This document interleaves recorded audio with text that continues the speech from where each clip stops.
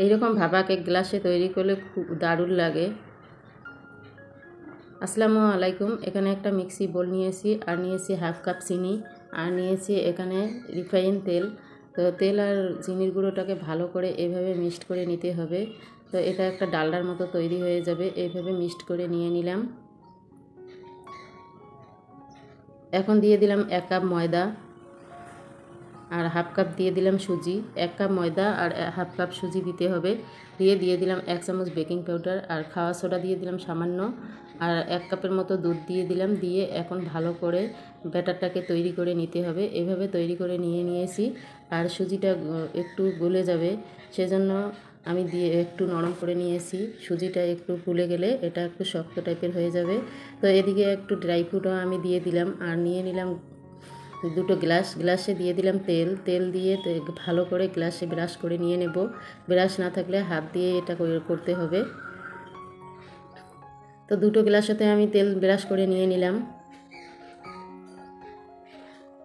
সম্পূর্ণ গ্লাসে করে তেল লাগিয়ে নিয়েছি। আর এদিকে আমার ব্যাটারটা দেখো ঘন হয়ে গেছে।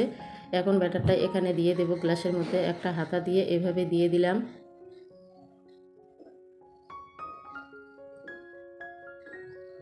গ্লাসটাকে একদম ভর্তি করা যাবে না। দেখো আমি কতটা ফাঁকা রেখেছি, গ্লাসের মুখটা অনেকটা কিন্তু ফাঁকাই আছে। এটা ফুলে উঠলে কিন্তু ভর্তি হয়ে যাবে, সেজন্য একটু ফাঁকাই রেখেছি। দুটো গ্লাস সাথে দেওয়ার পরে আরও একটু বেঁচে গেছে। তো একটা ছোট্ট গ্লাস নিয়ে নেব, ছোট্ট গ্লাসের মধ্যে এটাকে ভরে দেব। তো গ্লাসটাতেও তেল লাগিয়ে নিয়েছি। নিয়ে দেখো গ্লাসে অর্ধেক হয়ে গেছে। এইভাবে আমি তৈরি করে নিয়ে নিলাম। আর এদিকে একটা কড়াই বসিয়ে দিয়েছি, কড়াইতে দিয়ে দিলাম পানি দিয়ে একটা স্ট্যান্ড বসিয়ে দিয়েছি। আর গ্লাস পড়ে যাওয়ার সম্ভাবনা থাকে, সেজন্য একটা ছোট্ট প্লেট বসিয়ে দিলাম। বসিয়ে দিয়ে এখন গ্লাসগুলোকে বসিয়ে দেব। তো এইভাবে আমি 3টে গ্লাসে এখানে বসিয়ে দিলাম। দিয়ে একটা গামলা দিয়ে এটাকে ঢেকে দেব।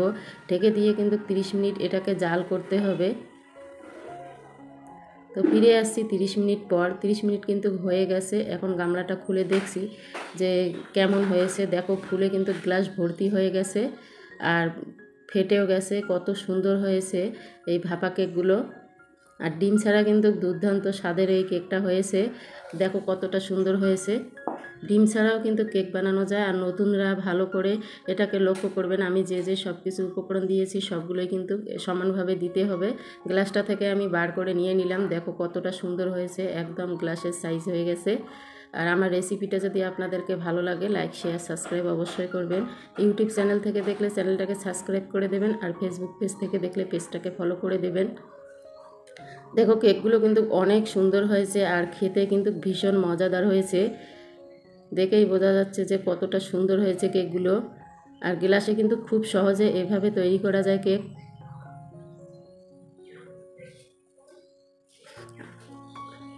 পুরো ভিডিওটা দেখার জন্য আপনাদেরকে অসংখ্য ধন্যবাদ। আজকের মতো এ পর্যন্ত।